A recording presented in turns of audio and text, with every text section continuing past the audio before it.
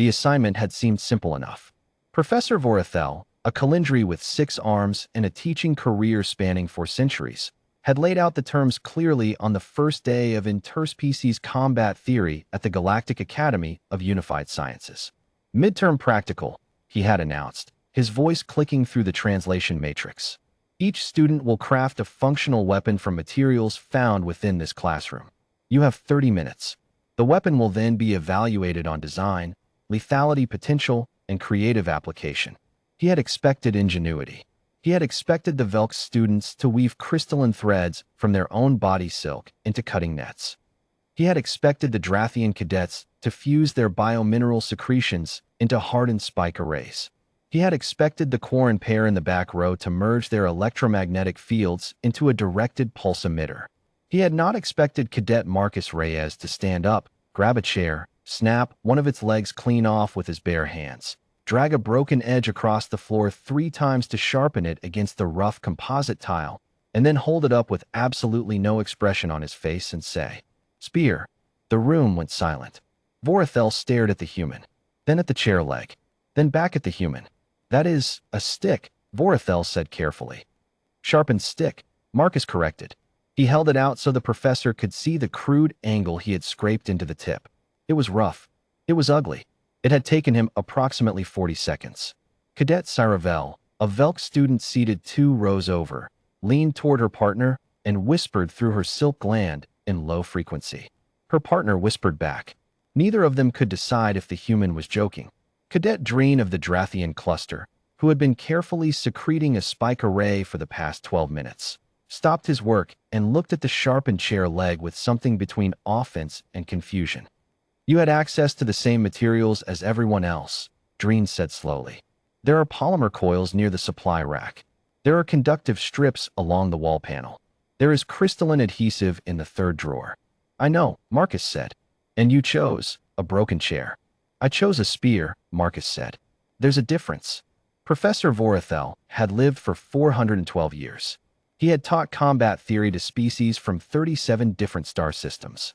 He had evaluated weapons made from living coral, from compressed gravity, from sound itself, folded into a blade by a Quarren student 3 decades ago who had nearly taken the ceiling off.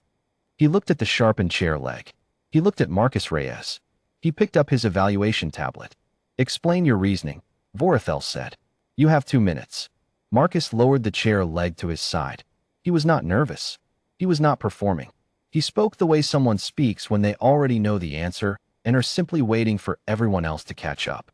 "Every weapon in this room right now," he said, "requires specific biology, specific training, or specific components that only one species can produce. Syra's net only works if you have silk glands. Dreen's spikes only work if you have biomineral secretion capability." He paused. "My spear works for anyone with a hand." The room stayed quiet. It requires 0 resources that aren't already present in almost any built environment. It can be produced in under a minute. It scales. You want a longer reach, you find a longer stick. You want more penetration, you sharpen it more. You want it to throw, you throw it. You want it as a close-quarters tool, you grip it differently. He held it up again. "My ancestors used this design to hunt animals 10 times their size. They used it before metal, before fire, some of them. The spear is not a primitive weapon. It is the proof of concept. Everything else you're building in this room is just a variation." Vorethel did not write anything on his tablet. He was listening.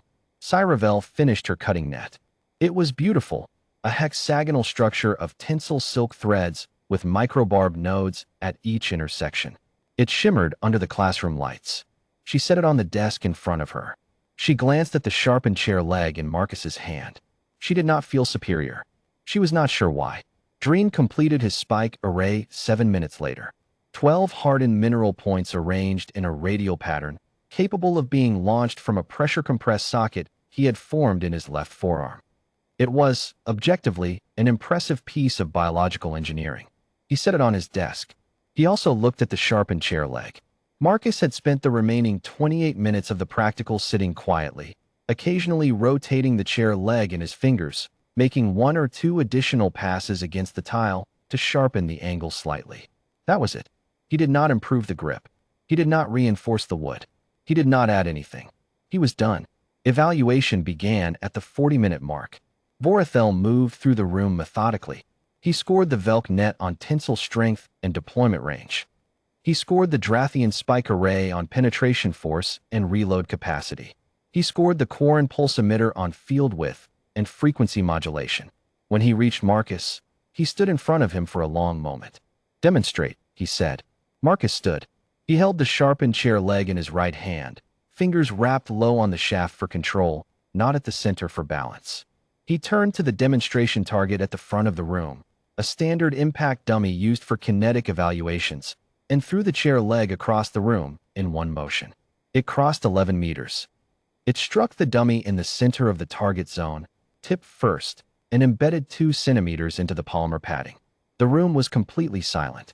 Marcus walked to the front, pulled the chair leg out, and walked back to his seat. Vorethel had not moved. "That was a throw," the professor said finally. "Spears are thrown," Marcus said. "That is part of the design. You threw a piece of furniture." "I threw a spear that used to be a piece of furniture," Marcus said. "The chair is secondary. The spear is the point." Dreen made a sound that did not translate cleanly, but carried the general shape of reluctant admiration. Professor Vorethel sat at his desk after the students had filed out. He stayed there for a long time. He had been teaching this course for 60 years at this institution alone. The practical exam had always produced the same pattern: students leaning into their biological advantages, their species-specific capabilities, their unique physiologies. The results were always impressive, always specialized, always, when he thought about it clearly, limited to the student who built them. He picked up Marcus's evaluation form.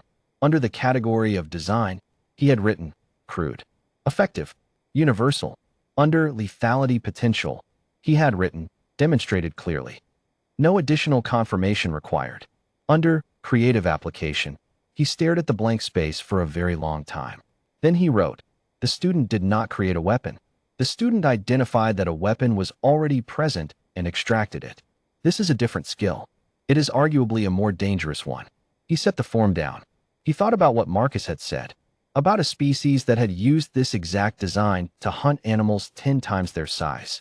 Before metal, before organized civilization, before they had anything except the capacity to look at a long piece of wood and understand, instinctively, what it was already trying to be. He thought about what it meant that this species had then proceeded to build everything else on top of that foundation. He gave Marcus Reyes the highest mark in the class. He did not feel like this was generous. He felt like it was accurate. Later that evening, in the academy dormitory block, Cyravel found Marcus in the common area. She sat across from him. "I want to ask you something," she said.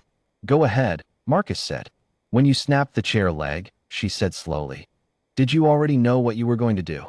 Or did you decide in the moment?" Marcus looked at her for a second. "I decided when he finished reading the assignment brief," he said. Before he was done talking, Cyravel was quiet for a moment. "You had it planned before the 30 minutes started." "Yes." "And you spent the rest of the time just sitting." "Sharpening," Marcus said. "There's a difference." She looked at him. She thought about 30 minutes of other students engineering, secreting, calculating, assembling. She thought about a human sitting in a plastic chair, making 3 passes against a tile floor, and then waiting. "Your species scares me a little," she said. Not unkindly. Marcus smiled slightly. "That," he said, "is also part of the design."